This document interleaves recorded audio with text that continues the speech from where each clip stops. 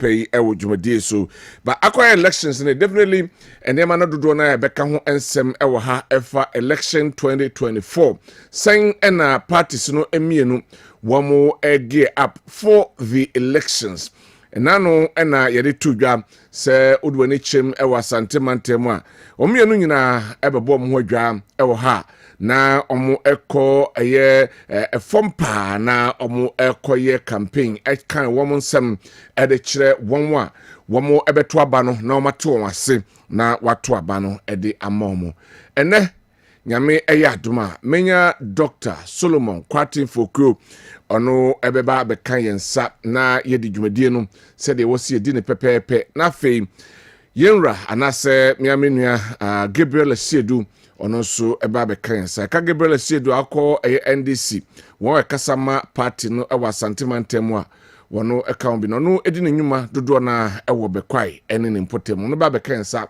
ene anopei womra yede Amansan Ntie ebrew ene na fe yaka ehonsem sede wo se yaka na pepepepepe ama amanfo ma memfa nsem no emfa entudwewia na fe yakohwe campaign no sede ekọ ne nsem a presidential aspirants no wo so eka ekire wo webeto aba no na yakwakohwe be yenhwe emfa yenhase emfa free All People's Congress presidential candidate nidin Edi Hassan Ayariga enei odi atudwam se enei wahyebo akantem edinse se oba obemma corruption kitasehye ayade a enho eninyam kura kyese enya attractive emma obia we eyensem a wode atudwo se ne senti se be ye obehye no wahye mu kinanti enei woba obema amanfo anyina ehunu se onye de to abama na oye president na okwa akoda afiase daba akode na ebeto abana mana na ode ahye amanfo anase ode etu amanfo ofo se ono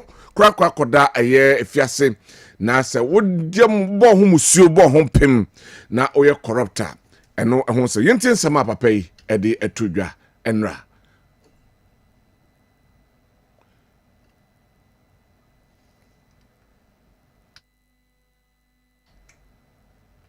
anyway yehwese yensabekada soundbite na fe yahwese de nsem kan we ayensem na papa no ade atudwam efa eye corruption no enso eho nsem ne bi enonom afei mayefa yeni entu anase yemfa ni enkyerem enne anase nano ena Supreme Court court na se omde judgment eba efa speaker Album Gbabin nsema okoka o parliament efa eye 4 seater and they odane ebutu ya yenra afenyo backen etam asem no edekodan Supreme Court say wamra mechrim article 97 clause 1 G and H no na Supreme Court edi ni nchiremu bai na eda no eya woda womo edi womo judgment enso ebaye na no enenei akoye bibia ehonum yenko na fe yenko hwede koso ewo Supreme Court no so said the Chief Justice ye mame tokonu ode ensemi enso atudwa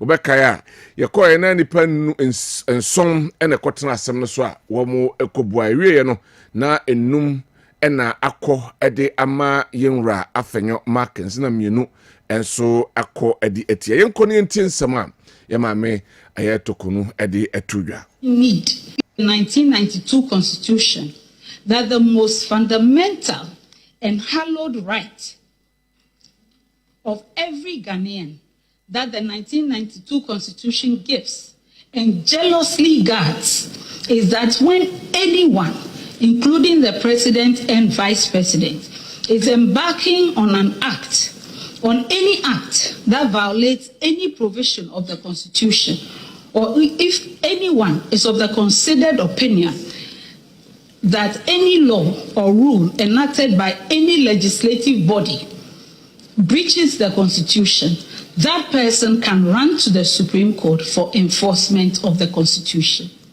That person does not even need to be directly affected by that act or law. This Supreme Court regularly exercises this original and exclusive jurisdiction for citizens of this country. Second, Article 130 provides, 131 subject to the jurisdiction of the High Court in the enforcement of the fundamental human rights and freedoms as provided in Article 33 of this Constitution, the Supreme Court shall have exclusive original jurisdiction and in A, all matters relating to the enforcement or interpretation of this Constitution, all matters arising as to whether an enactment was made in excess of the powers conferred on Parliament or any other authority or persons by law or under this Constitution. Where an issue that relates to matter or question referred to in clause 1 of this article arises in any proceedings in a court other than the Supreme Court, that court shall stay the proceedings and refer the question of law involved to the Supreme Court for determination. And the court in which the question arose shall dispose of the case in accordance with the decision of the Supreme Court.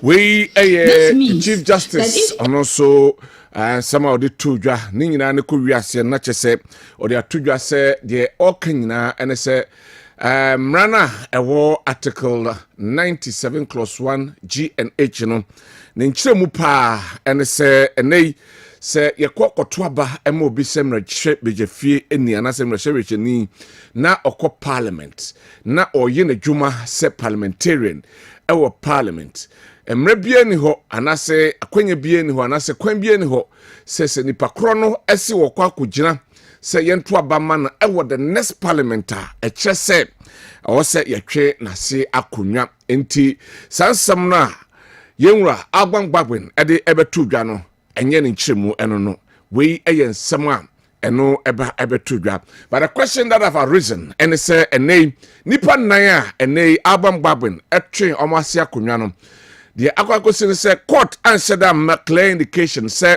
womo ensign court nemmom uduedue mu dia na de che ne say omo esan ye mrahyebejefi anase mrahyeberafo edema constituency anase mpesua so kra womo ewono enti majority esan call majority afem aye MPP na minority enso eko minority afem aye NDC na sansami home ena de tie ne say minority for say speaker and a friend say Supreme Court there what the aye judgment ediaba womo so na free parliament na se pa so meko parliament pa there la like just say bia yato abano ewie yanko ntie Kessben at the business committee meeting ono ene ye domkuma no that the MPP members yanko ntie nsema ode atodwa no ebi of the committee once again failed to show up at the business committee. I personally called the committee clerk and we era Kessben at force we a timer and people no first say almost say a fresh say enko parliament ya omo ekoye na womo entimi anye business bia na ho ensem ena eno so abeto edwam ewo ho sansami meka Supreme Court ruling kroya ho anase na judgment a odiba na mranifo no achechem say yen rabangbabin enni anoye bia se enei the Supreme Court akano and was say what the a year a juma and who and some some Korea and Yenra Kwame Pieni Kane Oko Yenra John Ejekum Kofo na Bemwa no or a presidential staffer or they and some ever 2 gram say and prebia bibia sorry na say a parliament near tam at the kokota bema parliament sebi omanu munyam na wono etimi aba form tinye bibia and also mutam no matabri na sebi omo edi akọ eye Supreme Court na se court na ni bi ho no ma ombetimi afeche no makasem no na bibia etimi akoto boko na mutam bibia edeko Supreme Court na se omo ankasa no dwumade omudi wo ho no omu ennim we eyenyura kwampini nsema wode etu edwanom enso ebi eno afemi anko campaign eso na yen hyasem and free the former president His Excellency John Dramani Mahama wono enama wobo entwa na wakasa ede afa estatua ene Nana Dankwa Kufuado wapeja ewo takrade ene nimpotem ho ne no ena wakase Elsenka sabi wote ya hɔ no ma na sɛ woyɛ ɔmampani ɛnyɛ sɛ wo na wo sɛ pagya statue na ɔde bɔ ho aba so mamom firi so na amanfo erect statue na mfa mo na wa erect statue de bɔ ho aba so de na ɔno kɔte aba mu na ɔno na wɔte aba mu a nka statues on kɔbɛ erect no ɛnyɛ asɛm kɔm yɛnkɔ ne ntin nsɛm a the former president ɛde ɛto dwa no ebi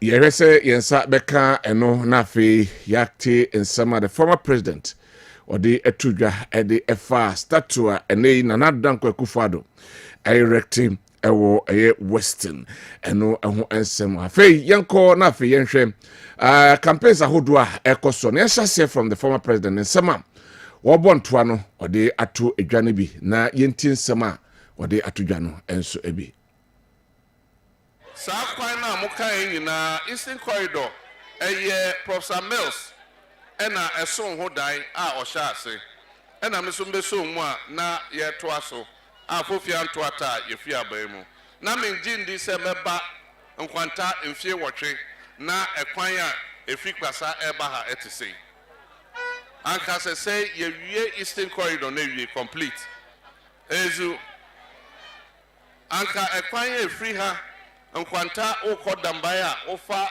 yabram kwan anka saa yabram kwan anka sesebre yewie ezu eza enti yeba saa kwan ni nyina yenim se Ghana yeden onso ye obibi a abrofo friend prioritization you prioritize o ye ne ehia ansa no aye ne fata enti yeba mo akwan Eastern Corridor Road ekwan ye fi ha ko yabram ekwan efi dadiase ekọ dupelewu saa kwan ni nyina ezu saa ya yejina for presidential election na me wo northern region and I was say me rally wo Karaga Coastal and Charismatic Council any chief imam office every say yemra sa jumedi nti me ja me juma na me yen wo srem na me bank and ye be ye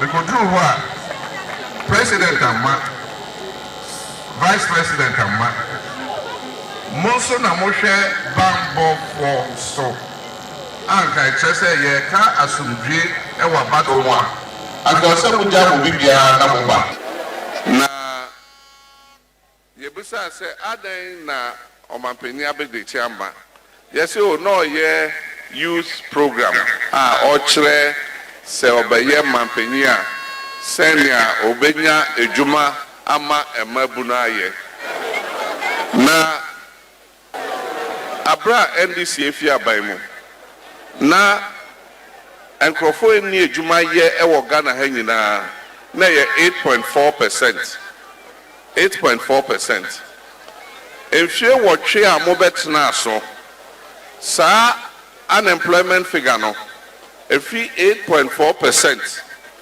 akodru 14.7% akakakra medru 15% ezo na watwe etwemu yante asemde na orebia na oyenipa owo onwa na ejuma pharmaceutical industry ono and the chairman of Kama Group of Industries Nyametonsa Efreno na saa papa yi ode ne sika ni bi ekɔhye saa bond no mu na okɔ wiase afɔ na nyina investment a wobetimi aye a wonim sɛ kenken a ken onsa bɛka osika ɛne sɛ wode osika abɔ aban bosia. So bonds are the safest investment anywhere in the world, except in Ghana under MPP administration. Enti papai ebe sun chere Ghana for say mesika kakra anka mede behwe me ho say baby amanye dru no afa me be call pension. Enti mesika kakra anka na mede to ho say mede behwe me ho no eno na aban abo me bos abo no bosia echese aban aka se entimi ntuaka enti osu o TV so aka se onim ne onye biom because nejuma egu ne bibia egu ampara papa no enru afe asa asem ni si papa na ewu ezu eza enti ni omo ye ne se omo kremu kakra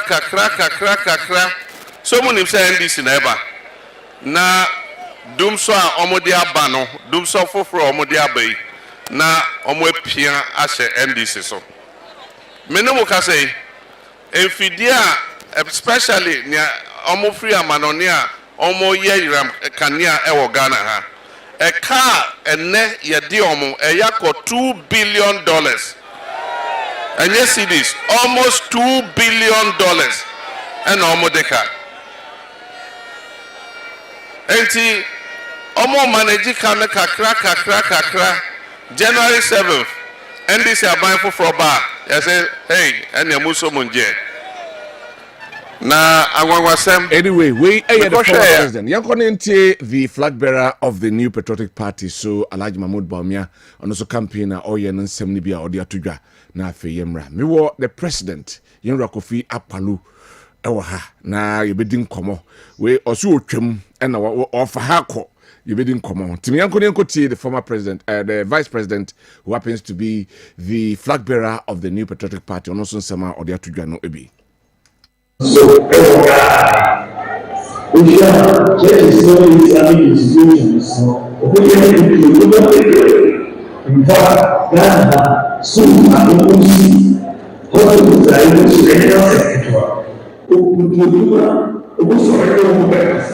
We are going to do something that has not really been done in Ghana before. We are going to move to engage the private sector to build roads, schools, hostels, houses for government, and to rent or lease to own. The demand for roads construction is massive, and this has historically placed a huge burden on the budget. I believe that the private sector should finance the construction and maintenance of roads through PPP concession arrangements. Also, government will move towards leasing rather than purchasing vehicles, printing equipment, and so on. The private sector will have the responsibility for maintaining the equipment. With this approach, the budget can save very significant outright cash expenditure annually from various items across ministries, departments, and agencies. So with this president in the Fourth Republic, Muhammad is the worst of any president in the Fourth Republic as far as the economy is concerned. Osoria, also one of why are they asking you? They say, Ujo Hundia, Bra, Yanya, debate, one-on-one,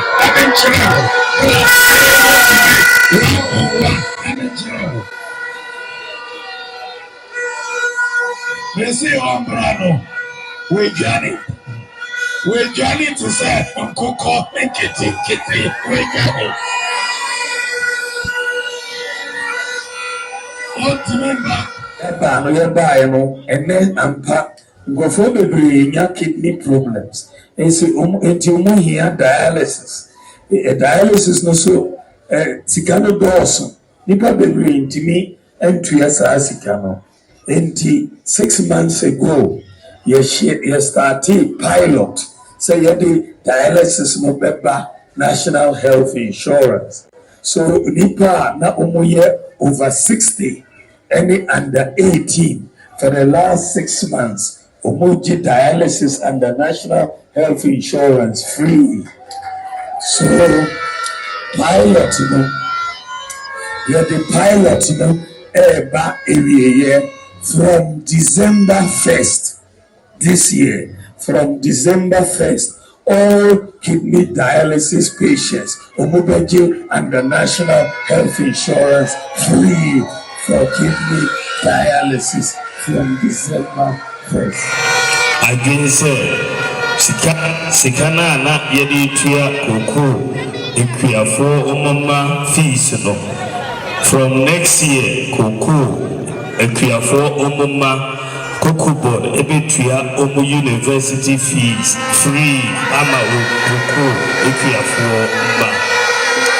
So new policy eba Cocoa ekia for mba under Cocoa board omu program ebeboa Cocoa ekia for mba. Doc, my name is Bernard Kojo. Startup company like mine that is not funded by. Otis Odin no be to a gram. Efa a campaign 3 weeks from today. Na yenyina ekoto santim. Sem sorry no pa na mahwem kokrumuti no mahwe se bibia you okay because that is my power. 3 weeks from today, yewa kodi anase kwa kodi santimu na yakwa koto aba e de ama de osefata se obedi omai. So one message wadaroma on the afa 0551599933 odeba yabekenkan e de ama. The president, the flag bearer of LPG, Yunra Kofi Apalu Ewufia. President, good morning. Good morning. Now who ye? Oh, Nyakupona Dominion and Batch also. Nyamia Domi who ye pa. Good. Grounds ye. Oh, grounds there. Sa. Grounds ye pa. Ekoyi papa. Ye de nyamia se. Ekoyi. Ye de nyamia se pa. Let's you mbedo. Mbedo. Mbedo papa. Let's wait there. Ye de nyamia se pa. Election na. Ultimate ntina babinga say bofana fala. Because the pana adwene wo mutirimu no it's difficult so which my determine say no my imagine They say unhunu ba bia ekoro na wo de wo win o ma win election wo ba win ma win okay ma win ne mum o say obi wo no mo hwe se de bia NDC fo bobo nipa no wo ba bi ne mo twa chanko NDC fo MPP fo bobo nipa no twa chanko no na wa conclude so wo ma win ni ba no me to aba no mo fom okay o mo susu wo wo from na team a ensem no mo kan de yes and a message na ikuta na ede ba no LPG message na no shisi na obi a message anything akola bia bitwaneka every child in Ghana bitwaneka akola bia bitwaneka men saying how can you pay some kwala what calculate hun kwala dodo e wo Ghana oh fansen kra na be 15 million okay now mo bia 500 cedis say 7.5 billion cedis a month wow now 7.5 billion with the Ghana's economy more every month you are going to generate demand activities it will be a adwuma bia na adwuma be koso wow we go for business car to be oh tinama for so be board vet or Kessben so na mo so monya bio na trotro force for GB ejomo de taxi 4 GB obi ko ba bia on so why should I walk ni ba bi o manam for mo ko say exercise no mo yo oni ka betwa Kessben okay no da bon ho na ese wonam fom no okoba okay eti no ye be hihye ya be mba obia ho ayeden ahia no onya adwuma so a e betua woka onya adwuma so e betua and also unemployment benefits okay na me tena abrochiri no ni mam kusua ya bi no me de me kwa abrochiri ma go pesika me ko se me kwa kusua kwa ambrofo no faso a omoye omoniema na me so me abo me bra because me mu say ye waja ajapade bebrebe so ajapade ne kuta no ye fine ye de ese de okay ne mum abreni nyina no abrofo ene be sesa no mo de ko abrofo ni sa ajapade na nyambe de adom ye no sa match tiare ne ye tena ho de bia na mo be sesa ye good mo be timber om de ko oil om de ko bibia om de ko de ti om de ko no say ye sheda invest in our people okay ma bia betumpon a ejanipa no mo wo man nim say nipa no eninim dia o man ebe catch okay enti no ye LPG you who say we have to invest in our people okay enti no education from primary school equity university ebe free from primary to university free akora bia be ko for hefa sika ne say na etwa say sika ne ACDC okay ana me bo je be twesika siska na igusu no ne yedi yes me ba cho say teacher for etuo muka school etuo muka na CDC etuo muka said CDC na etuo muka na hwana hweso na aba na hweso eja aba na say teacher for etuo mu obia 50,000 what is the problem be any ho e be ni ho o na be chano it's like $1 na teacher for ne car and na kwakwo hwe $1 no baby oh okay na wo CD na wo use me ba cho say Ghana ko bobo CDC da bakuro ma David dollars na da bi akoje na $1 na ba ya wo hu bi mi hunu enti no muka so ko $1 bosi anda mo ngwa ni me yeah see this in the enim anyway I say oh say me simbe president koko me ko bobo say me to koko da mo be sang to koko because who say nyansa bia enim okay say koko na me go to free koko for man no na ko je bosia $, na ko tua interest na say tua transactional fees because scan ko je ko fu bi dia enim o mo di enim no e ko je no so mejo mo charge percentage na sa kan nyina faso be na wo so anyway because koko for man na wo no ahafo no ana asehwe no ni koko ni ye to aye ma no dollars money cities number 2 cities na e ko tua koko no na gu hefa so mo say $, am convert dollars ne ba na mo say sako cities na ye bebre number 2 cities no e na de kwa koko no so why should you go and borrow dollar okay I don't know borrow cities mom okay na Bank of Ghana a bank can borrow from Bank of Ghana Ijari na buy and borrow from an cocoa board and borrow from Bank of Ghana. Non fanye. Non fan tono we are to masa ton cocoa no. I see. No dollar ne ba Bank of Ghana for monte modi and for a difference in my. Okay. That's common sense. Anyway, me say no. Because our car we no. Afi me usa fi cocoa board for say. That's what make no. Ne kwan so ano. Etino omso mo nkoje bosian bia ne mum ometo cocoa no with omuasika and they have been able to. Yeah. You see, for 32 years, we'll be doing this, and Abrofuna be a kwasiasa. I see. You see, and I'm going to say, let's invest in our people. Say, investing in our people, and you go for ma, and I'm so on him the intimusa. San, what do anyway fra, best idea we. Oh, boss site. As we know, what alumina about Kruma. Alumina, so the boss site in there. What I say, car engine blocks. Yede aluminium and yede esuna yakokra yeni ho akade because nimdie na yeni nimdie ne mum ne yeni so let's invest in our people. Okay, Hwe say invest in nipa ni mu a nipa no betumi aye bibi oyene ebra wo wie JHS no ene we invest no o compare who say difference and nema winning after investing no is different from nema na winning after JHS. So why don't we invest in you, invest in our young people so that they acquire more knowledge, more skills, then they can turn things around. All right. Ma yenhwe minister na no ye press conference fa ye ma me Kwabena Donko wona owu ye no se nka wo de nka wo pa nka yenyi nimu no emfa emfrimu na anyesa ade ntinwahye no wo hu se betime pienti a wo kasa sam de betime pieni say MPP ni NDC omusu ban omoda edi okroma no no kire say ade keto bi kro mo ntiase for the SU parliament we hu here say kebe court simple okay o ja say ka we maka no matiase na mato madwuma so but na ko edi chini na bi kura de bi manya boto kura bi kura de ababa obi mu no bi akwati no bi akunya so na penifo no mo twi match pass e wo parliament o hwe ni man bia o just go for echi adeketu abi o na obi kura timi di blade twa obi okay 7 January echi we nyina ye nema o just yenti nema si enti se yan go fu bi yenti nema si a manya ade ade echi ni beba asem rada ho emra ne say you find running any adwuma any feelings running say emra ne say obi wu a enyi free so na print ballot paper na foforo impose time na ben a another time so mo ko IPAC meeting uche ade be che ama ya to aba no na se nipa ni wu a emra ne say you hold on na emma party kro no say independent candidate dia ene ya mutu ne mu so woye political party need ya and emma political party no 10 days no more for replacement na but you the replacement ne ba e just say old one if free so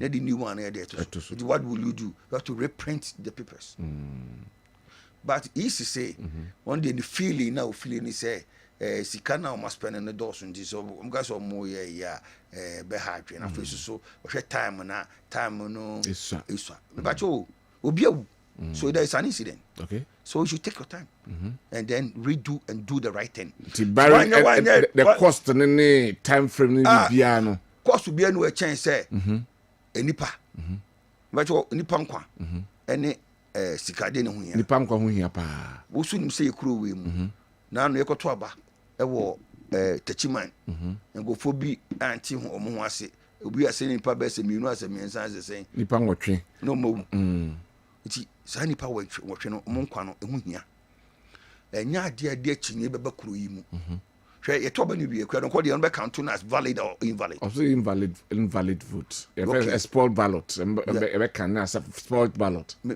make up venture. At the end of the day, see we na kwa no kunya 5% of the vote and not 2% of the vote. Ho na be hu na chinye beba. Omso mon kan kura o. You hu say kwa don kona na epia gu nchen. Hwe. Wo de wo nim nipa. Nipa no say be call ni favor. Because one test it. On test that. Yes, on the court because that's what the law says. Nipa so so ballot paper no so there. It's valid. I see. You see, don't do things that will eventually bring you problem. You need free so. One can who be wo. Hwe on say baby see wo tetrebi tetrebi as I say tetrebi e wo takwa. Last assembly elections. You're to a dead person on the way near. Nipa bobu. Now it's a easy for me to masu. I did be a see wo mo assemblyman who. I can't say about Nipa Ntie so you to abaman. To abaman on na we. I see. You see, so this kro mu. Hwe Ghana for ho. Obetima so rekoto aba say onu kwa nka fi nko to aba. When I say nko to aba. Na so kwa no ko balo people no so nti ko to aba. Onu ko to makwa no nko. Obi wonu so obetima cause mama kwa no nko. Mini bi hwa midi ja we de mama to vote we ma mfanya akwan. Say no nipa no shada no person say because him Ntie ase. Oh what to say no, what say vote no, but it will be counted. But we can classify it as invalid. Say no mo chere say be invalid. Ja wo mu. Na uche eduru one might depend who is going to favor him or her. Okay, nti eduru ho na afi na me na nka be boa me na be ye adwuma. Yeah, exactly. Something in our court for interpretation. Mama Professor Michael Kwe Kwabena MP last year. Yes.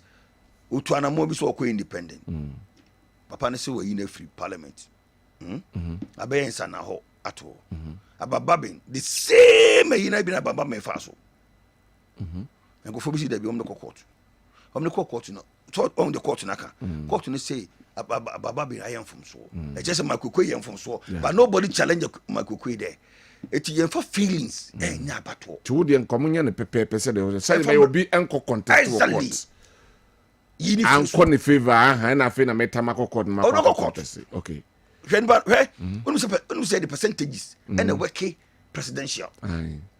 It's a no 1% and not 2%. Yeah, runoff. It can tilt the election to a runoff or Obi win outright. I feel not done in Tokwa Ukruma. I feel because Supreme Court, Supreme Court be interpret. I feel Obi Oza Supreme Court in Pemasem. Exactly. Okay. Don't let us do things that eventually it will cost us. All right. It will cost us more money than what we are thinking now. No, voter region ne ahafo almost say ballot papers from so be about to almost are printing for Friday. Na so be printing for Friday. Why don't we print the whole thing again? Anyway, Major, but then I'll catch a Ghana for. Then I'll catch a electorate na titru asantemai. Then I'll catch them say and nay yentwa ban fama na be president. Oh, the media make catch a Ghana for near asantemai no BBI say Kofi Apollo and a wakumapa. I'll be to my name mapa. E dia boa Ghana and asantemai. Me Kumasi ane wo me Kumasi ane tete me Kumasi ane me ye amafo ni ane me omo mu ni me say me obi a komapa nti be president a asanteman titru ni potem kwan ekwan bi adida mantam ni nyina mesisi ni nyina ene kama afi so esa hunidie edikan e wa ha me ba be si ema hospital kese no ye man ko an be ko hono na nyame adom so namba be president a me hu se Kumasi anom no dwadie e ade a ekoso power santimam nti no beboa ama ne ma bi ekokra e de ba santimam mu ana e be ye ne wo ha biscuit wo fa pampa so a anopa make say omu yi biscuit wo ni nyam go fefere bi ne ba tofe no ne adaje sa factory no it doesn't cost much to build it nti no ma dwum say me be president a omom kokra biscuit ba ni nyina me mom akom ho bom na me disika ta o machi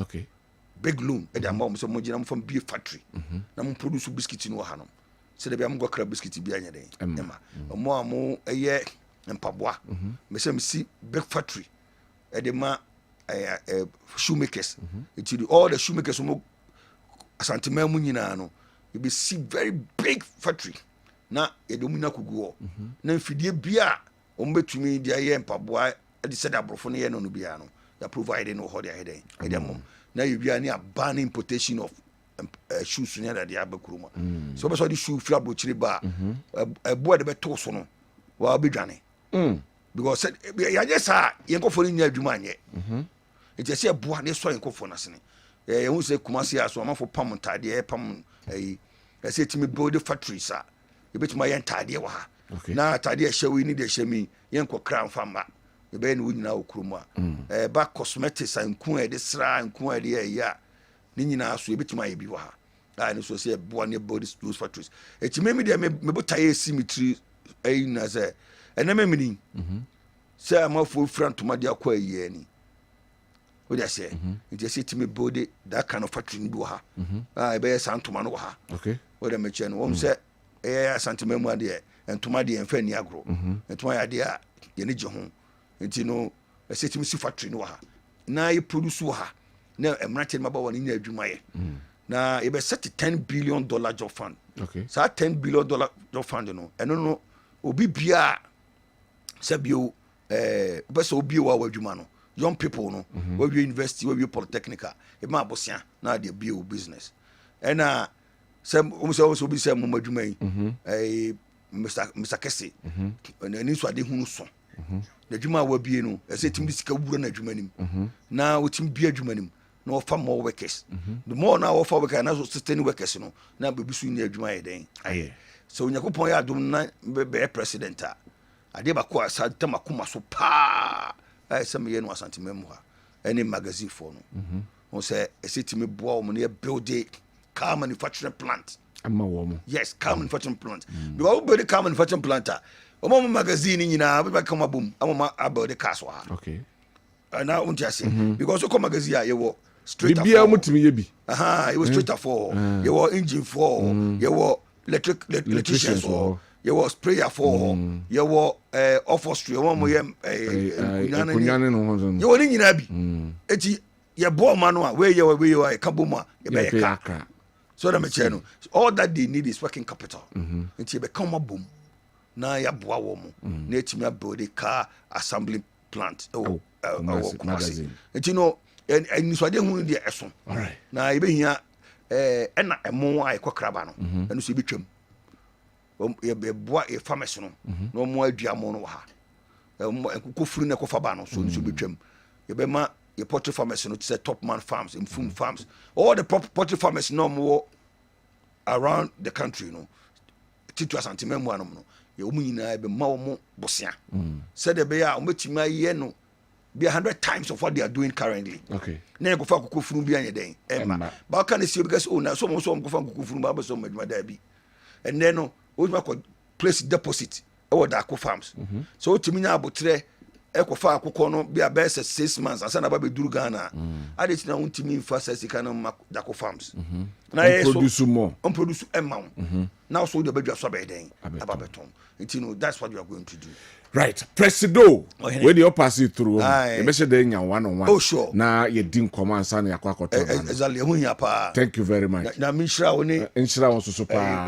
we tie for yo nemo osa enfoni we bia we was kufia palukura wona wan bia nam Ghana ha no mabo yo san foni we den e di him to go to aba na bo se me no me na me number 5 the friend kenti kama o musa ensuruma we no san suruma we no eno na ya hyenso de no to go to ahwa ensuruma na o se maybe a chum na santimem party bi na edidom apa na efe na nsroma PFP Popular Front Party that na nkora na edi akiri obiara nim se eye popular na eko obiara nim se eye popular na eko omo say ensa tutubo to ma popular we 79 how hono that's right abe wo nipa monto ma popular na just omo mo yusu nsa ne abe na no mo twitia omo na omo kanea bi o sa titi kanea no bubu no omo say kanea shishi nipa monto kale na satamna politics side ne de pa na nye na ne banasco no ne nasefo no na so ne na mu chasa mankwa emreko ne mum satam no Buto Owusu otisimo chakwa no ofe that's right why say me no fe kama when I say president ya ba na fe ya to ba aye dwumadie ne so na Dr. Kwatin Foku ya call 1 week na fe na masanhia no doc so what good morning okay you call what and ya pepa na boko de adon empire de ya sepa ya twense go fase ba be kensa Gabriel Asiedu na ya de dwumadie na na ya hwe ne ma mienu ya hwe the run up to the elections various political campaigns na especially two political parties in the MPP and NDC now for your Supreme Court's judgment now a buy on your going forward what could happen now yaka honsem me say from Supreme Court to answer now for your be the elections so good man nche tifo na me fa kunya so nda omo am bejame ni nyina ase do amakra no edanase because 1 week denka yes I say look de ma menkase 1 week na chen yie no nim de yie no be ye it was massive yes very very massive yes me call iraje wa edu na so that minyanya no okay in fact we son danase so the business schedule pa I would me buy babet na the whole killed so me de me no wa ekua pesi ni ba kuna blue ni baba yango point stram ni amen right Dr. Owusu Ansanso enti ya twense Gabriel so ba kensa Supreme Court then the election Doc Mami Ntie answer morning akwaba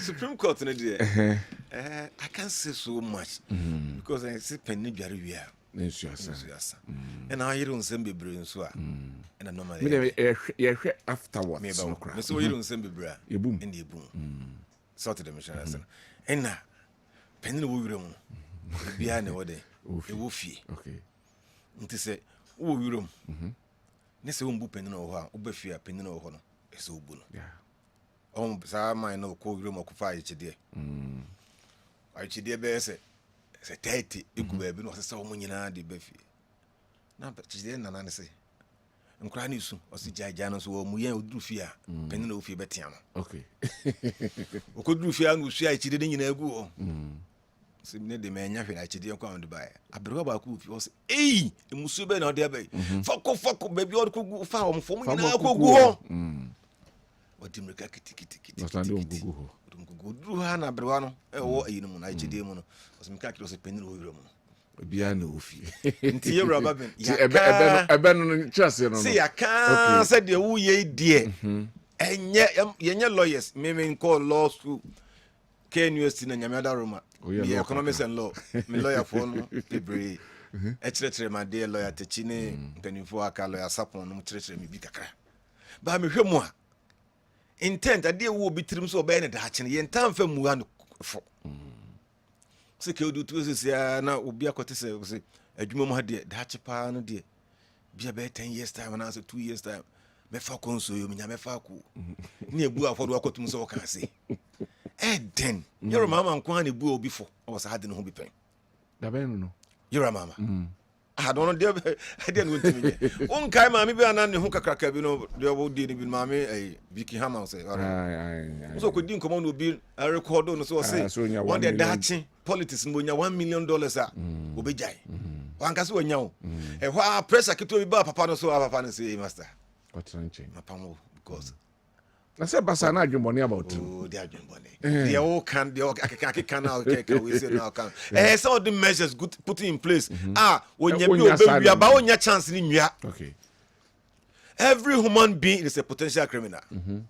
Every human being on earth. Every human being, a free A, quote is so, will be a potential criminal. But the mra, any yamisru, any entity, and na, a trinipa, and the papem. Okay. Until the OBC court in a parliament now, the hard chance here to a baby 2024, yet two normal win near 2025. Omoko parliament. Next we nya on tena mun chain bill, on train people in chain bill, on train dependent bill. Also, can say no kwan into say any as see a chuakunya e de butu ho. Yen twam butu ho sa. Tien we can say ye de intimi end determine ma Supreme Court. I respect I respect everybody, but I have special respect for them. Because for somebody to become a Supreme Court judge, appeal court judge, high court judge, any woman in our baron, Charlie, it's not an easy thing. Yeah. On sorry, preoccupant as body triman or Kakuma judgment. It mean to mean Kebi Mawom, mean to mean and preempting Cassassin so me, but so check it out. The energy rabban babayel, Sabi name famra quem, the personal parochial political interest now overshadow near my so yeah. I don't sign the kind of Supreme Court coin on the air kind of bino, Yammy dinu, you know, so kind, but the kind of bino, a homesome cacra ewom. This is ye. What could you make a society you have on Babin? Would you be free? Supreme Court at Tiansa Faco. Ubawin a council and out of the job by do a council and now saw the Boko. Also, Sunday corners were Hanipo. Can I sign for Diaco? Nantia now sign Chomudiaco into the summer bay on Wanuko. We are saying so you board in Chemra, and yet you board in Sutumra, and yet. Nti ene namu nyina yensu bibi kakra mfiri ho say my fire personal me no enye adwuma because you alone on kwa wontimi nchekere o man na yense the interest of the majority hwe onu say emra mu kura no ade bi ho a wo ya otum say kemra ne say ne da ba wo hwe say o de sa mra ne ye adwuma imprempre no a emwa my mom instance bi dog on the experience with that. Now you invigilation. And now you see entrance in the back, come up block the other one. Maybe the guy can say, no, in case there is fire, in case there is emergency, then it be see. But almost in Krani be the upon near my phone when a chapao, it you know, I see a block. As a man, no and see, there was fire. It cannot touch, sir.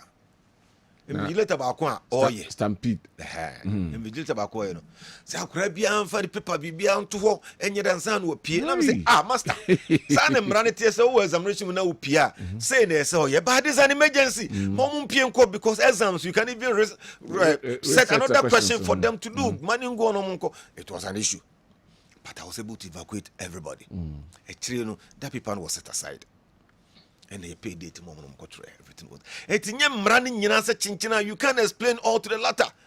Onuntina a lawyer for one bachelor say, Onuntina man equity law, a buy and because first now common law, nay too strict. And equity law buy. It was where the two laws meet, equity prevails.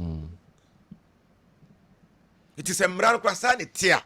Say ubutu nkofom 9 na konwa na say ubutu nkokonya aka just 3 weeks pause say na yekotoba you need a lot of laws be you be so bills be so pass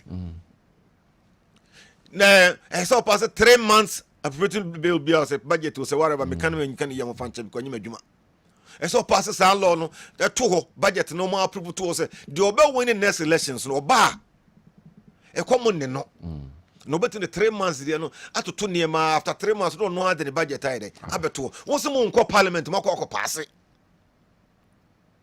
by the nyankopon say o mu nhia no de aboan pa ye ti ho baby ani age no say o mu by S gracia no mu ntimi nhia ho no mo determine And the other budget. After December 7th, obia na gom obia ntimi koshia. Answer parliament entrance. But I say,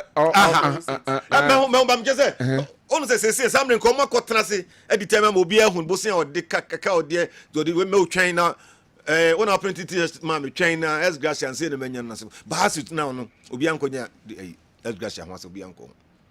Na se mu fa ho akire ekosia eko determine as gracia na mo digan na abro. Because near da papa na say mo yende on dem nye.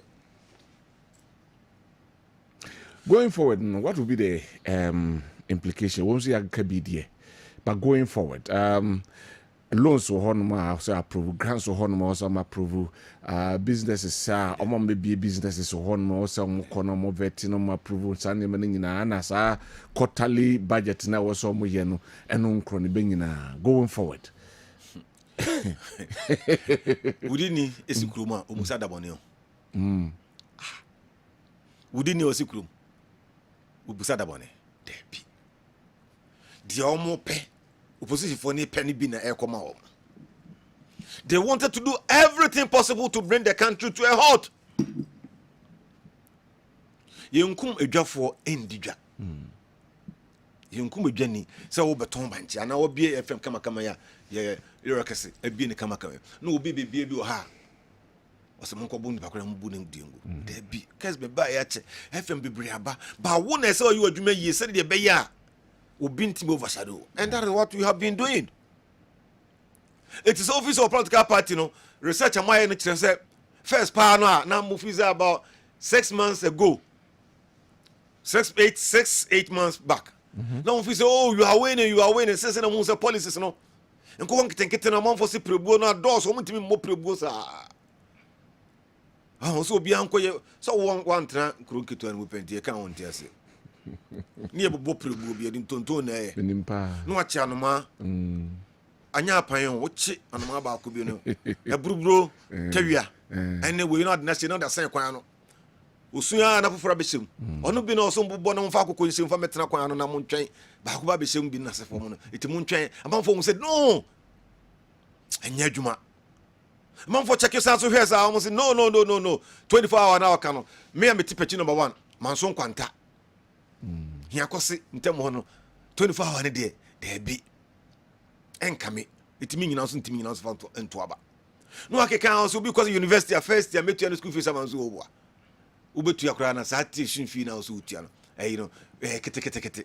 university cost na so they also utia na just small na me bi kura o share boss national health insurance na o se nya chire o se afiri wati ase na aba o be one time premium wa anya nti se o ka se free SHS ba be shem kena na o mun se o ko tutu ba ko mun se o bo ha ya ampa so o bo won timi shem kena because o aka se o kuta 2 billion ware ba won fan ko esa eniema na hu hia no. That was then. They say also what trust here hu. Then me Matiwase o me say then no.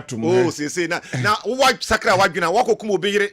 Am ye do akoto prison. Wo se ensan nya na oba say wa sakra ye mo ba wo from ware. Wo ko obusun no ye mo wana. Wo prison for go bebrebe na omunya prisoners omunya adwen sakra o pese o mba fie no. Ye yi o ma mo ba. Onko na e be ma. Okay ha.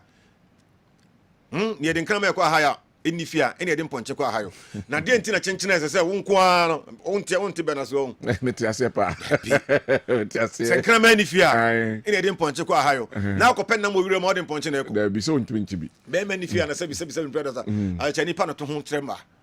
You understand it? Eti de make sure say hey doctor Nedie oh ya go entraso se mema mo doctor mu pie ko abontene ko ye moduma kama woni ho na wo so ko mensa ba ko pa aka no fie na o gela o ja no da ko secondary school u ja no ko e lie because woni ho be ma bia ni ho bia to check side me nyina hwa it's not resonating well. And the means we plan A, plan B. Political parties in Yina, I'm telling you, the strategy of the govern on political party, come was similar strategy. Eddie Bugana, Kini oh, it must also catch the political parties. Yina say, you're a break. Say, so per se, o party, a couldn't anymore. More to abandon Mujiri. Say from polling station as well, Muni or more. Or mere compliance with current issues. Sirin Ketiamon as a woman. I'm Chobo, Omoya, dear, but I'm catch you say. Current political way, no time with Chomon Tiasia. Chobo strategy basa. Yebeko, Yemko Paso Cowboys, and Copa, and you're on the two about to say. Tell the people what you can do. All right. And if you're unable to tell them well, omo trans no mo hwa enra na medi me brother chi na me nche no chono ko dia foku chi kuja no baby man so hia kosi area mu na sefo no yeah he's trying to explain the policies in the name of person here o kan no mo ba besi ye kwan o kan no mo kosi different way no busa and the people know they were asking very sensible questions useful now they are too bukotoku now they are ko yeduma enye se me becha se kai mamo na obi pia mu ntwaniti what do enye sad in the chomo na ko che batakele ni ma bobobom sa me se me de me na me youth one enye dwumo you can use that means to win elections but bad governance na obre o mapamo onu bi na era mama de fa so ba ya enko mama na second term no come out to better policies bold solutions betimi obi trans no de ye adwuma ebeboa ombeto awo so ba wo ko fa means bia wo fi say what this attitude mra no ne ba ya KOD me kan kiro say wo ba win elections ba governance so ntimi nyama fo bepa wo onu bi na me kan ha bia ma me san ka bi mu say so win elections anya omo edo omo win elections nyina na mo political appointment and say managerial appointment no be na what that acumen there be etu here MPP omo win ya almost women organizers ni nyina obi a school feeding no maje ni fie kura ni kura duan kwasa bi kura no no akura di ma no wodi ni kura bebre version and say because say criteria reference so a woman organizer and so wabre youth organizers ni secretaries bebre bi wa ni ayom DC MCs o command 1 million per constituency on hand on nim sad ni ba akokura ampa we lawyer we committed but when it comes to governance di ma no youth organizer do no kwa nadmo ensuo yire ko no gina ho hwebi no the phone report yeah at the mount the soldier for penny for house soldier for team pension be on 50 years old how many say na men no go because they don't belong to political parties we don't employ them no afa akora bia obedi atam na no ya no oba beye nadmo ni ensuo na yire na nkora na ye fa nkora akọ no no nyante kuta camera osunsuo di ehu obi su na ehu no su so ehu I see etino medema no si no se mo appointing ko fo be head political we say una mo mpe omo na mo mpe omo so omo betimi governance because governance is not political party you are coming to govern the whole country both MPP both NDC all right onu bi no omo ye ya hwe baby school bisi omo site adamite yero ma say aban we site friends development ni bi ha politically invested politically invested and kokoho ekosi sa you has ekosi sa dan kakraka ni nyina ho bato ba kumase Anglican kumase high school en fa ne wo so maybe kumase high school wonu maybe Ken University omo friends new campus no you know SHS come on so no baby wonu be St. Louis wo wonu maybe kumase academy wo sa schools ni nyina wo no kayen kosi ba ko bi fa kwose baby keto bi se eno de ye to ne di ho ahwan school de 4 na 5 na make atwa wasi no kanye politically motivated ya kan fa nkosi we ho ka central friends eastern region who see university eastern region kan fa nko baby a ho na unya vote kan fa nko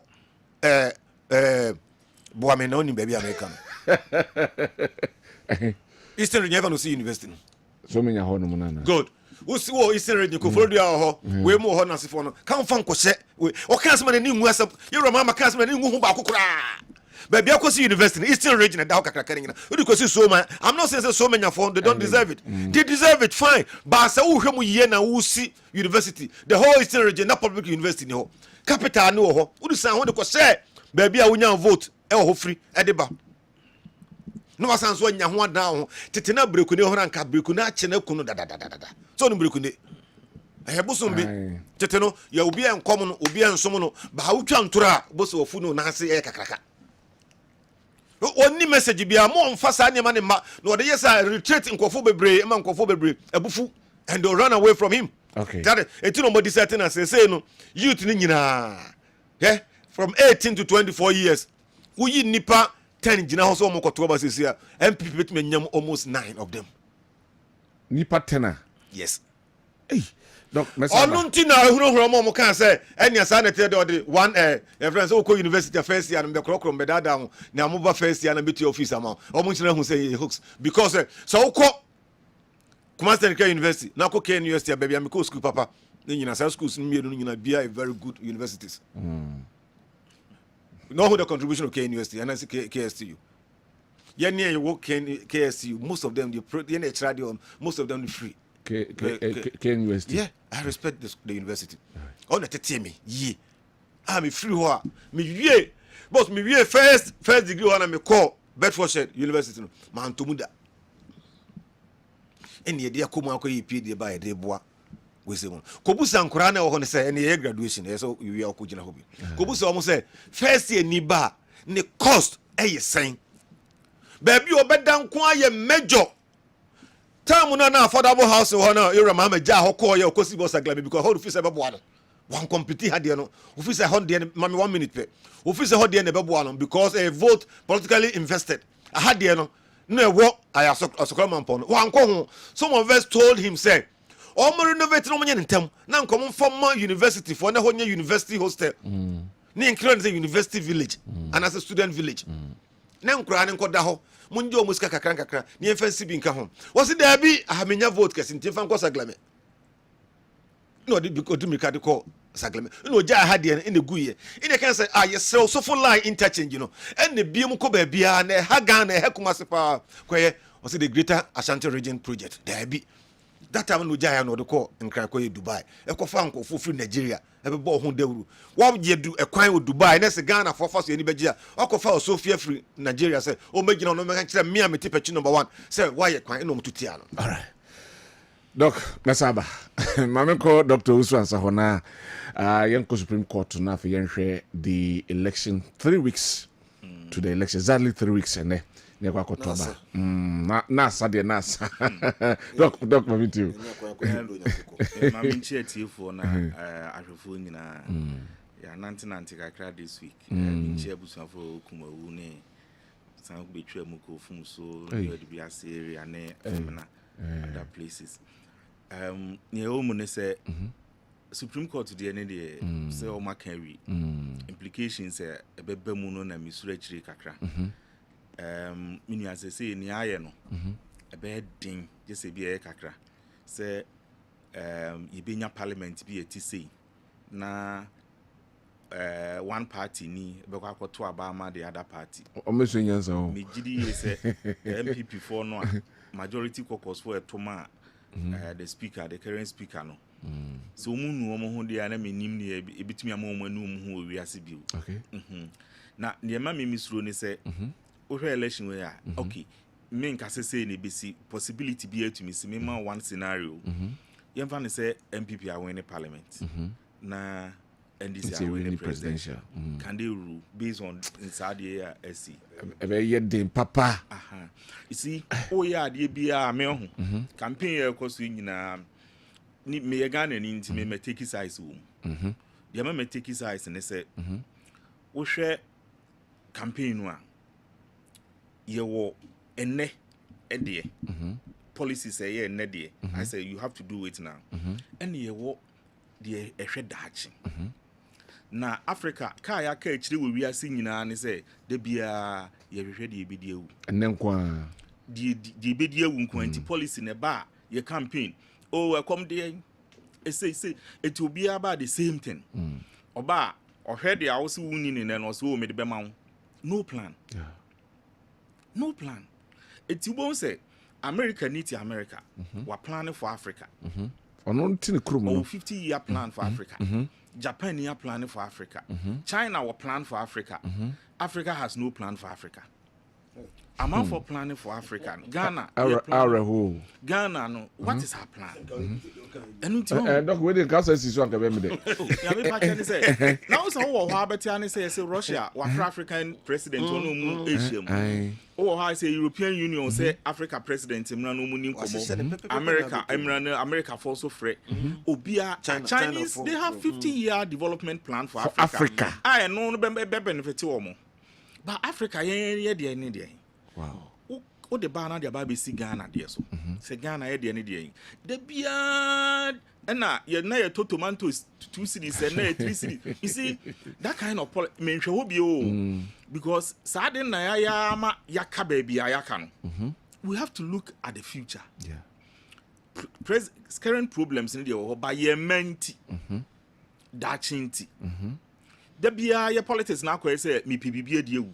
It will be to me jenching no at all. Will be to me PBB deal. 80 near course of parliament and I say me PBB deal would be. Yeah, you said that you bet me a situation where party or government or winning presidential and you know one a bear winning parliament. Ne banisana near why send the BC. Near walk any send the BC. It's going to be very difficult.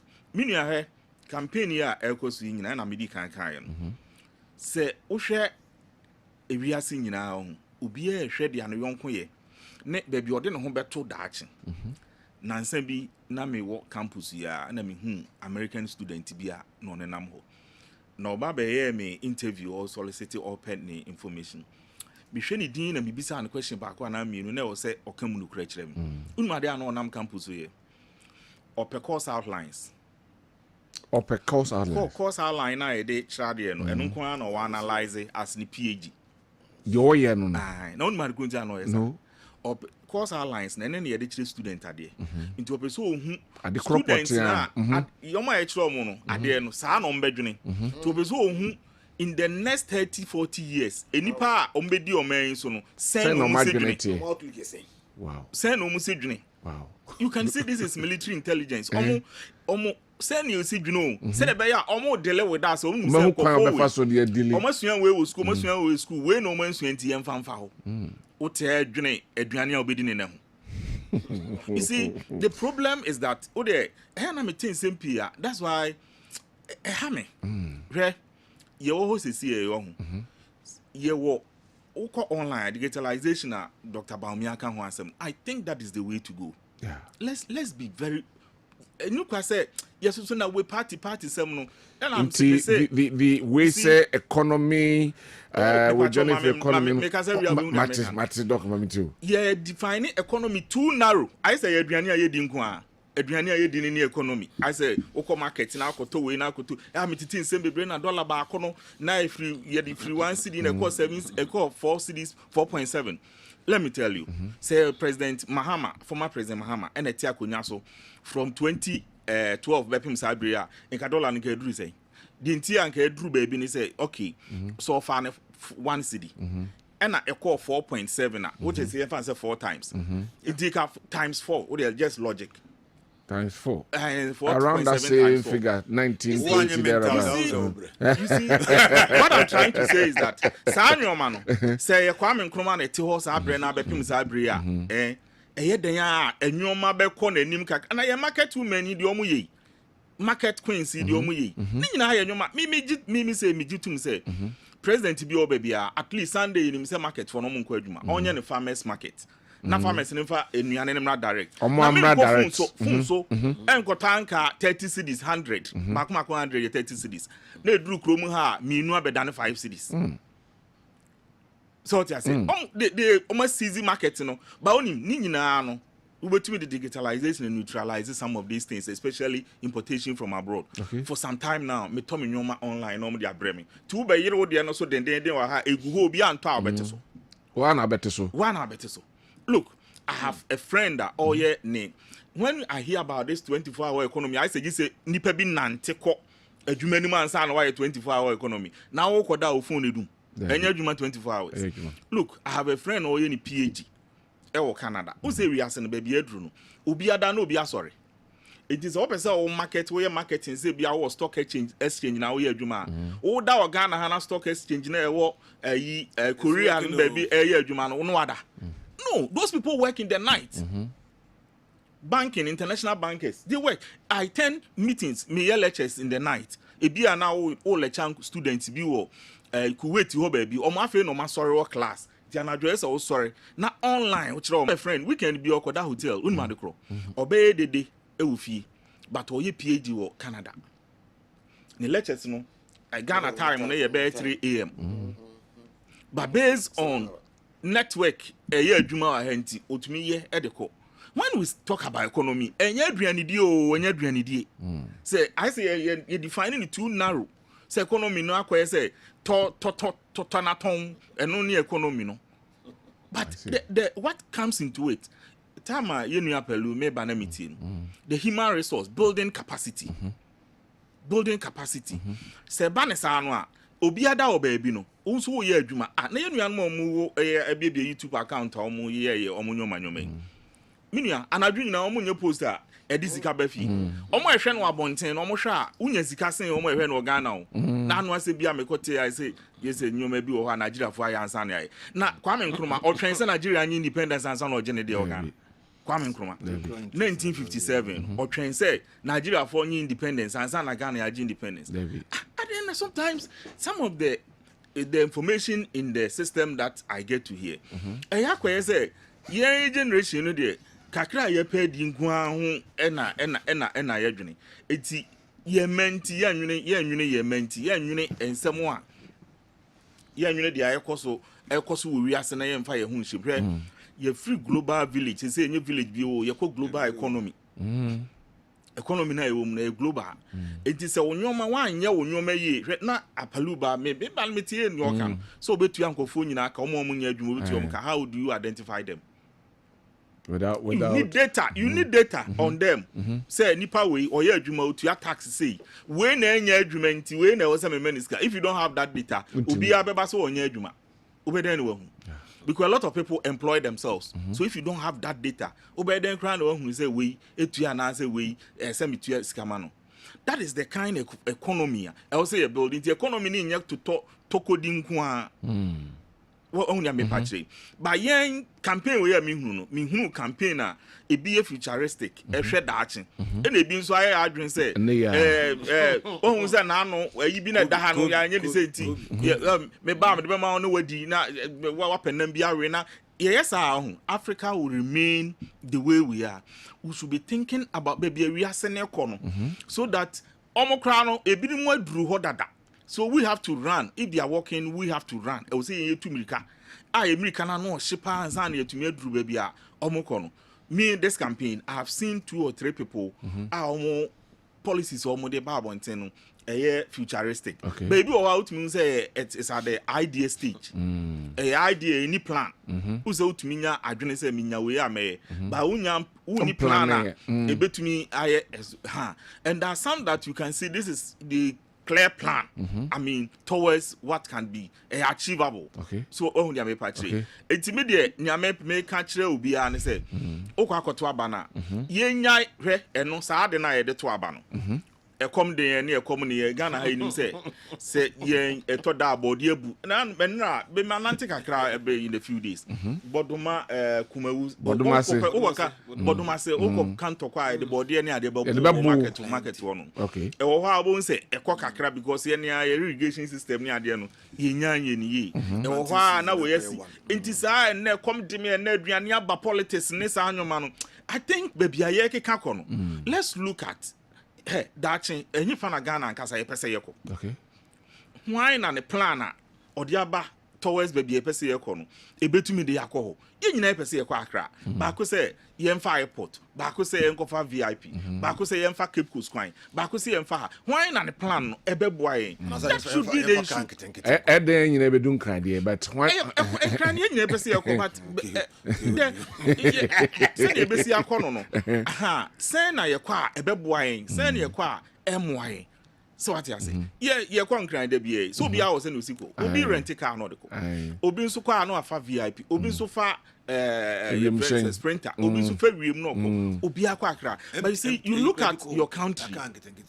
You look at your country. Now, oh, mine, position our because and you'll be on the plane. Yeah. And then you'll be answering to who will be a fakir be qua and Chester wants to also coffee. So we look at where we are now. at the level of development any nyoma ehia yese ebetumi ahwe akọ ba yekoma aduanedie na aduanedie ni ene komde na nanu Kwame Nkrumah bless na milk yese na eduru ha that kind of politics no I am telling you say Kwame Nkrumah that's what wa nka milk that time no say no si ton no nka yen ton no na say it has always been like that yen Ghana ha afibia yesi Christmas ni mu ayeden oh last year na yesi in the Christmas yen Africans be nima the crop yesi the good old ye true baby good old days there be I say yeah chiri yes in yenim ye hu ya it is time for us to plan amount for planning my yen omo dwene ema yen how to benefit from us we need policies that will look into the future. All right. Doc Mesa Baba manifestos tailored with national policy no so betumi ama minim de kakra fa ho say ene obi about the plan na mti ogigu a agegu but say ko national policy e wo ho no yin follow a ke bi anke be but ye twen say Gabriel Asiedu ase obeba Gabriel Asiedu ye Dr. Kwatin ne wafase ba no jemma NDC ye twen say ono ba be kansa na men kind messages kakra na afei memra na yen toaso yen hwe the national policy as against manifestos for political parties no de eban but my kind messages na kakra na abano na afei yen toaso e wo hanom se na chei e wo akokere say this year's elections is a thanksgiving for Dr. Baumia and Honorable Andrew Siama because they have done a lot from that constituency. Okay, Nanachi Edie Enonom. We our Prince Eddie Ebfree Nkranza Bunu East. Also, do you remember Malamisa during Kufuor's time as sports minister? What happened because Kufuor tried to implement all-inclusive government, but it didn't work. That's why we are blaming MPP MP's decision to vote for NDC member to become the Speaker of Parliament. Okay, Prince Dia Ode Abrene Anope and so I don't know. Also, Mr. Host, please, John Mahama, why DC executive need to call John Mahama to order? Because per what John Mahama is saying show that he has nothing better for the youth in this country. How can former president stand in front of Ghanaians and promise to build nightclubs, disco hotels, and one man, one fridge? Okay, and also Eddie and Kofi Edu Edia Ode Abrene Anope and so no. We say Nanachi listen to you. Okay, that one has been read already.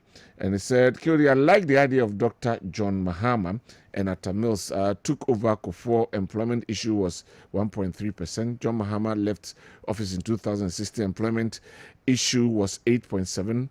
1 Ghana cedi to $1 during Kufuor's time. From Kwame Nkrumah to Atta Mills, debt was 9.4 billion. John Mahama 4 years was $1.25 billion. So what has changed?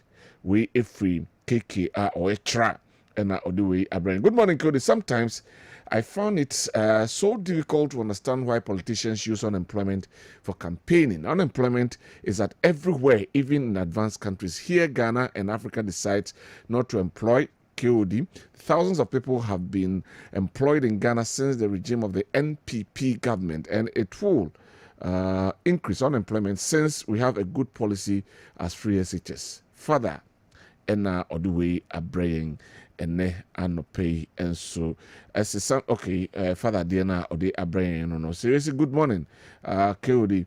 We need a government that is committed to a free SHS system, a government that is prepared to commit the resources to finance it. Can we entrust the free SHS policy to someone who did not believe in it in the first place, to someone who said it was a gimmick? I can see 24 hours of doom so than a 24-hour economy. A second coming of Mahama will be more dangerous than World War II. It is possible. Mahama never again. One also Edia Ode Abraying Ene Anope Ena Yakan bi Ede Amamo and so Ewo Jumedi and so. Say hi Cody, I'm in the Netherlands. I'm in the Netherlands. I'm in the Netherlands, and there is nothing like 24-hour economy. The economy is thriving because the system has been digitalized, and that is the modern way to build that solid foundation for the economy and fight corruption. Bawumia must be voted for massively to lead the nation in 2025. Dagrin Ewo Amsterdam. ena odi we abrain we ewo azuma ewo aboabo ono so edibi abrain ne anopo. Good morning, Kodi. This election is about economy. Ghanaians are ready for the reset. Vote JDM John Mahama. He will deliver for Ghanaians. We azuma adia or their brain there and pay and no. Could you see this is what we are talking about? Dr. Bawumia will never be president. Dr. Bawumia and Akufo-Addo have milked this country with a free SHS. Okay, one for the Amma. Good morning. James Screw from MPP can never win this election. Alan will take many more MPP supporters. Mahama will build basic schools and support teachers. Okay, James there and Ebo Fante Subing less them do what they like. The tables will turn soon. The Supreme Court is doing this because Dr. Bawumia and Nado have packed the Supreme Court just to favor them. JGM was already set Ghana on also Edia or the Abrebo Fante and so Edia or the Abrain. Teacher Kuju Tepa Enyina Susu and so Edibi Abrain and Opese. NDC will continue to blame the Supreme Court for their misunderstanding of the jurisdictions. But hold on, when they lose the elections, they will once again come up with a theory that the elections were rigged, and from that reason seek redress from the Supreme Court. Okay, also Edia or the Abrain and Lordina Waterfall say Dr. Bawumia can never be trusted. Vote. He has no message. Where is the dollar now? The NDC will stabilize the dollar. Vote JDM. All right. Adam Bona Dunkwa. Also, the NDC message is being received. The Ghanaians know the best and will vote for development like roads and hospital. NDC will build factories across Ghana. All right. Kofi Kodua Efijasi said, good morning, Kodi. The people of Ghana will vote based on development and on the economy. Dr. Bawumia promises to build a Palugu dam, but failed to build a dam. Where is the money and where is the dam? Okay. Also question Obusai and ne anope and no. The akano yabeba bekan ede amamo. But me yanko na fe yenhwe the national policy as against manifestos. Doctor, for good, my mission says you obey 8 minutes, but you'll do that in 8 minutes for me. So with the amount of whole day, cry into me like champa home.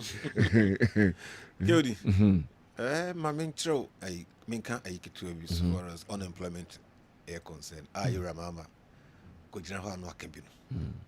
We are paying so assessing him with brands and all the political message. What's the time I say?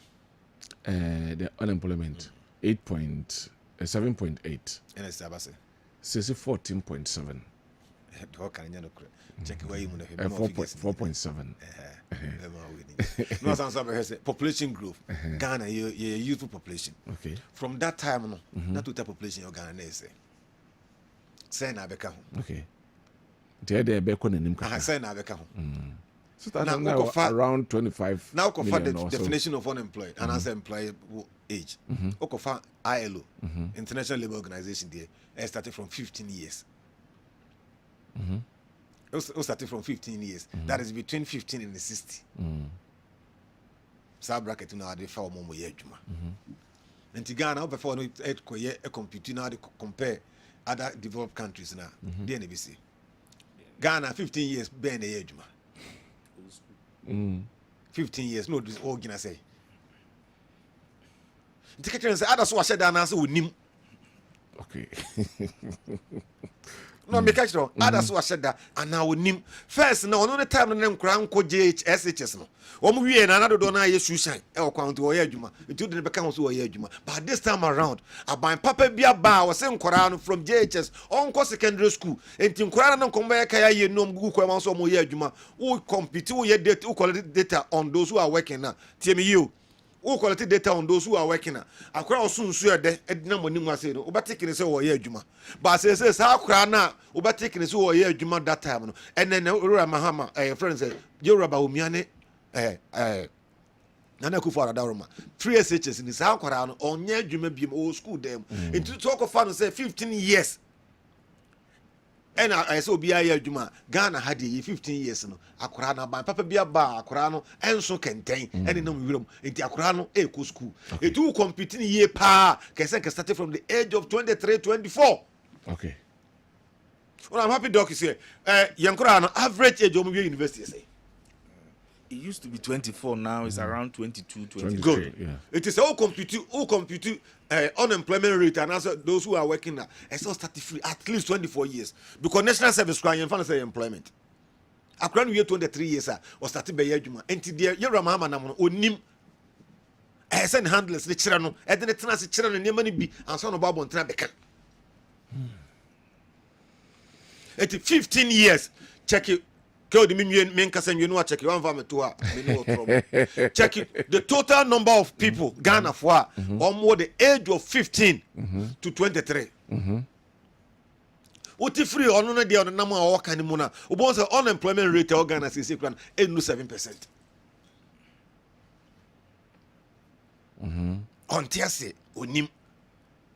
Can see your men, I have for them to take the action what can be and what can be with him. It's in the statisticians, they should teach him about this. No, kwa wanko tu futura munko for any. So can national policy as against manifestos. Ukonya baby or batin also pay no say.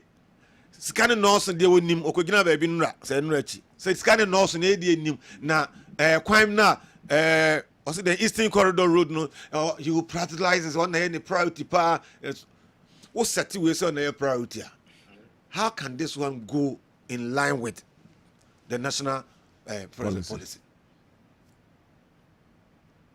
Oh, satisfied on the way. Now, baby, so say there be road your priority there, but who say railway bar and link a horn to the north now. A be reduce the cost of transport. A be man near train bar could to a fairly more than 500. It immediately train on fat a home a chat.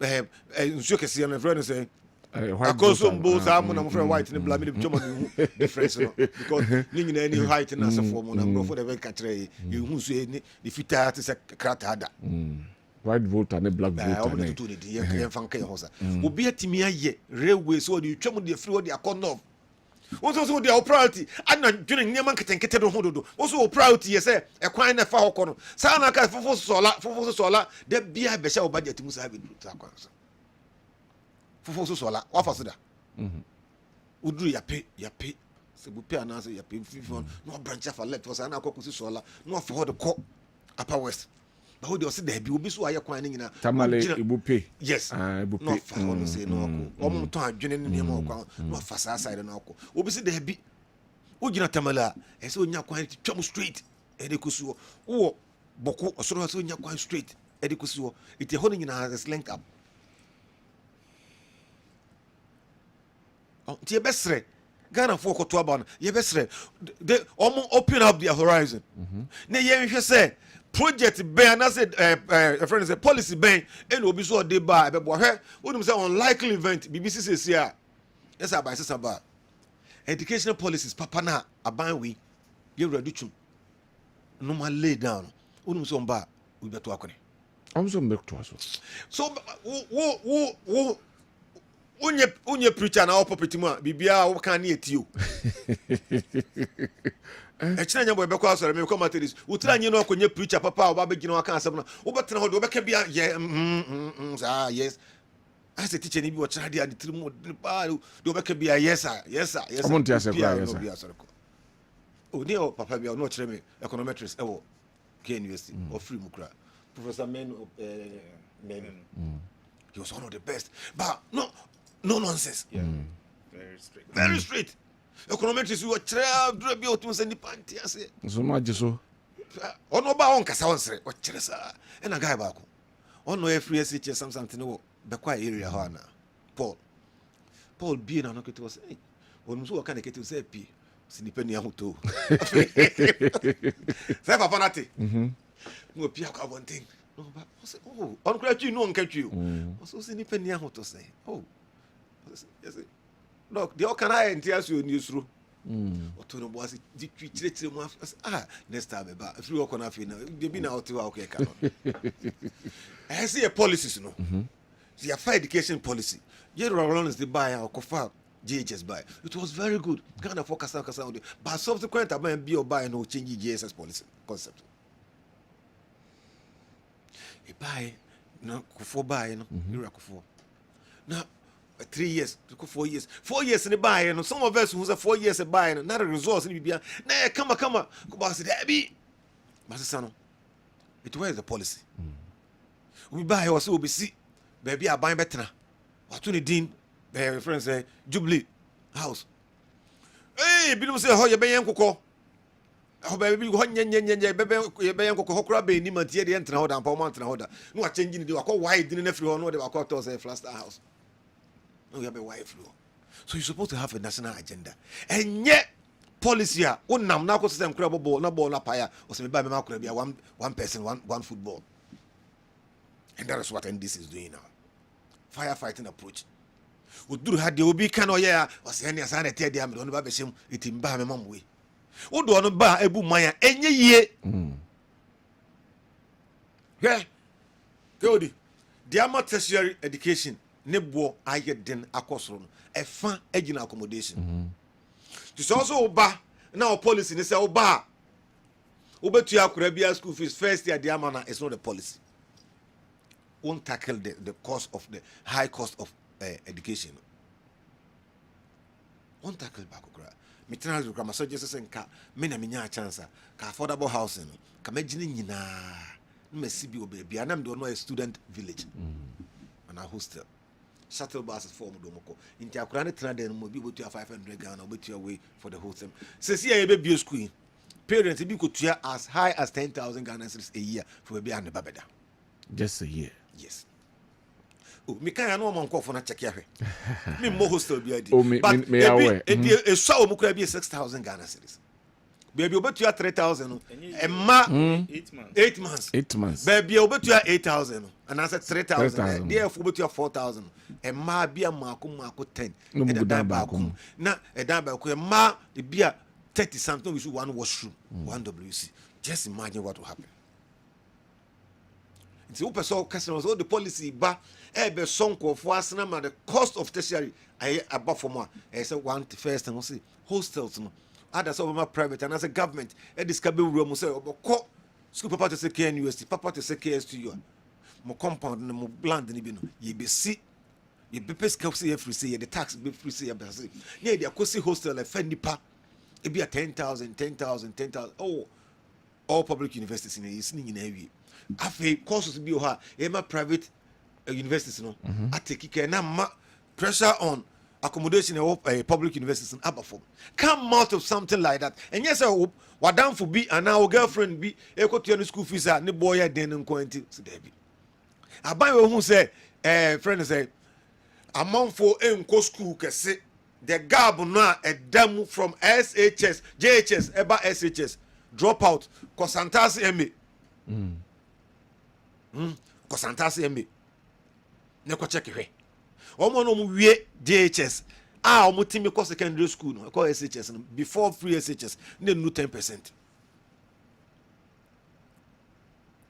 So otu ko anya no omo zongo ho na mereje head ewo ajosa mechia ko ho ma ono mu wie school omo wie GHS omo mutimi ko secondary school na enu 15%.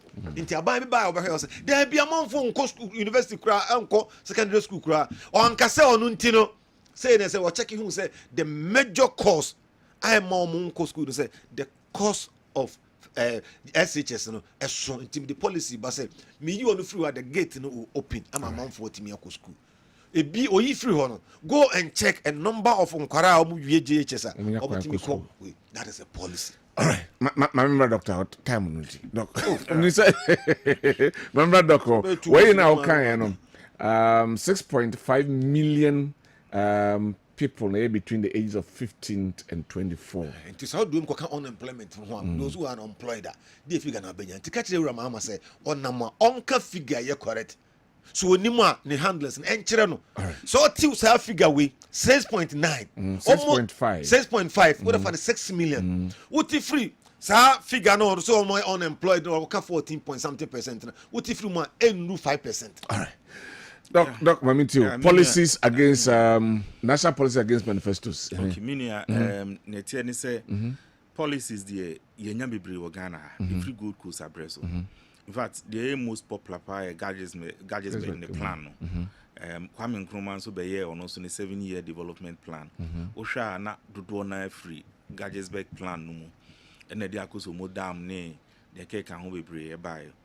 And no in the 70s, you say aid system no ya started at the buy ye yinim ye economy ne ye plan semu and he been economic recovery program Rolling 1 and 2 and no free on no yet T DB agenda 2020 minimum say now I say we actually pass but and also beto ho yi betwe mo kakra President Kufuor time HEPIC between mo kakra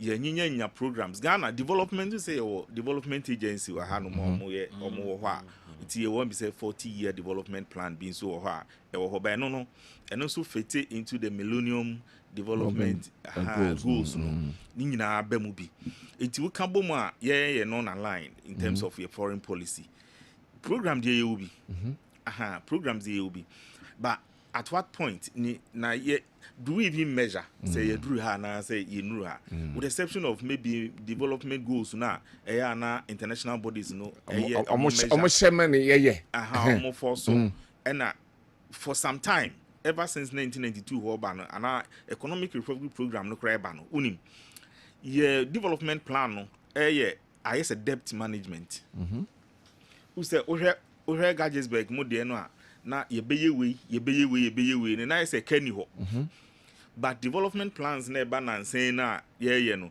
I say ye de manage your debt ye de kabi na ye de manage the say ye we say de be ya ka eso bete that kind of thing na ekoso enunti na me sha say no me can manifesto na ba no ho asem say manifesto de ehwe who say you work as say you prepare for tomorrow and what bang and then you plan for the future. Yeah.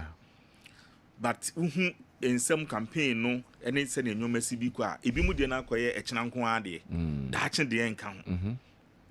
So what you say akoye ene because when you say prepare for tomorrow echena aben pa nti wo hia we o say echena be kwa sore say wo to watare na nwumre eji se me ba na wo to watare na me ka tro se mema wa ayon ato watare a echena wo kwa sore ne ba da che de no so okay echina okwa asore ne ba ti ekom di me odidi wi a okay and that's why I'm saying that I am looking at policies no me share policies no dodo sen and e solve echina problem no and na dodo sen enso na dache e be solve me ma problem and me nana problem. Okay, that is what I want to see on the platform. And I make a choice say my manifestos na my I'll be biased from this time. My manifesto no mehu ni nsem o moka no de solve a problem na mehu ni a solve a solve that so problem baby we asene kika kono one head that ni mu a at the end of the day what will happen to you is that a problem no be solve now solve china dey anywhere we say next day na afi wote ho sa na Africa ya na yete ho ye solve problem ne ba I say your management ad hoc ni aye wi ni in fact nipa ankasa no according to statistics adwene da etiri mu no ye use up to 15%. Nyansa majority of us no 1% ni 2% unu ma pro any use the entire use no ne say problem ma ya yenwene this is how be aba e come the one adwene aduane a obedi ho problem ma ya yenwene but omo mutumi tenase adwene di bibi ba wi ase ye invention say that chin we betumi ayinti yenye we manemra wi ase no omo ye kakra bi nti na man for taka say wo cemetery asie ho na the richest place amount for ideas omo de agu a omo anya plan anye no edoso amount for nyansa e wo mutirimu a yakosie no edoso tunu kwasema wo mu ne say me o nia ye kan nyina ne ade me say o dwena a wo ho dwene say wo ba policy ya nipa yi kan wo ba because it should be a plan enrube the next 20 years 30 years ne ade bi a wo ba e bi afi no awofofro okopa adwuma no sa policy na nipa ne ka ne no ebeboa wo ba na dwene kosa nipa na se mo wo ka kire wo na ebeboa wo ba na enya wo nko a wo man nwene se ebeboa me ana ebeboa me e ka ho me say you prepare for echina one prepare so a echina wunidi but udwene echina de na obedi ni wie ho a no sa ha dwene se na me ba no so ebeboa na dachi next week in so na ahwe ni ya ahwe anu akọfa ba ko bi a echina be ma waduane na mum next week na wo pacha obsre ebetumi abasa obetumi adwene next week no so na ochina wonwene ho na no so de ho afoforo de aba the problem is say unsempanifo bu baby say say ye chine kon ye numsu atwen pa say you see sometimes if you look at developed countries ni bebre o ha omunya period bi a na omo anim say ye fam by the time it shall be well yen me ye wo me we krase I had to work to school. So what you say? And you might be brave, but sad, you know, it be a mema enfemu bine. Do you get it? It you give credit to my mom. Oma, me nan for me papa ne me mama, me omo ye no man ye bi ama omo no. Ahwe ya no mo man so akobre sa te se omo de na. Because at the wanim. One ya at the whole train. Many are saying say the policies men can be there, yeah. Me trust the policies na political parties ne kan no ball no hu nya na say ball no nia ketokreku mu ye ne mo akra the policies are ababontin ball yi dey bi ball ne dey no aye dey be di nanku aye hwe dache enti no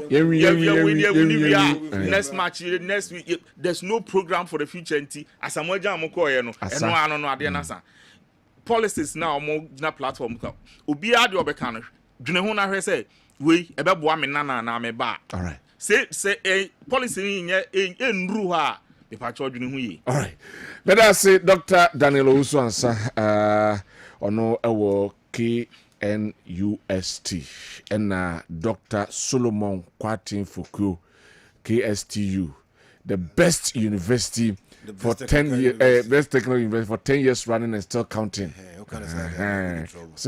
graduation